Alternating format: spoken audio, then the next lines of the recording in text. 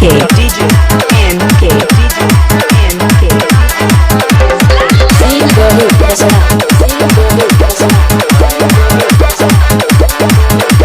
दूर हटाओ डैडी सैडी बहुत पी लिया कोला कैंडी अब करेंगे मर्दों वाली बात खूब पियेंगे बियर सियर साथ में लेके सेक्सी बियर पार्टी चलेगी सारी रात। अरे प्यार अपने अंदाज में बोला दूर हटाओ डैडी सैडी बहुत पी लिया कोला कैंडी अब करेंगे मर्दों वाली बात खूब पियेंगे बियर सियर साथ में लेके सेक्सी बियर पार्टी चलेगी सारी रात।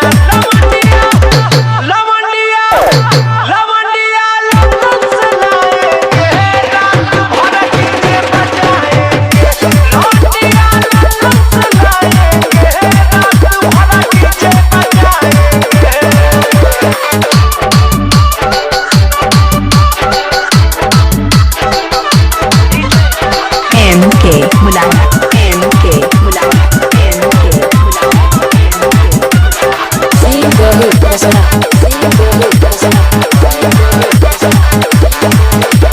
रजनीकांत रहेंगे सिगरेट जलाएंगे धुएं का छल्ला बनाकर उड़ाएंगे।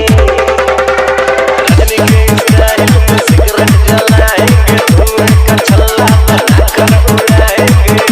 लवंडिया लवंडिया लवंडिया लवंड से लाएंगे रात भर डीजे बजाएंगे। लवंडिया लवंड से लाएंगे रात भर डीजे बजाएंगे। DJ MK DJ MK DJ MK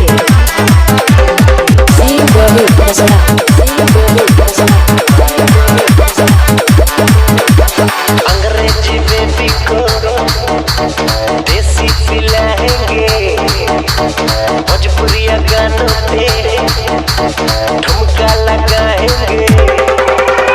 अंग्रेजी बेबी को देसी पिलाएंगे भोजपुरिया गानों पे ठुमका लगाएंगे। लवंडिया लवंडिया लवंडिया लवंड से लाएंगे रात भर डीजे बजाएंगे। लवंडिया लवंड से लाएंगे रात भर MK बजाएंगे। MK MK.in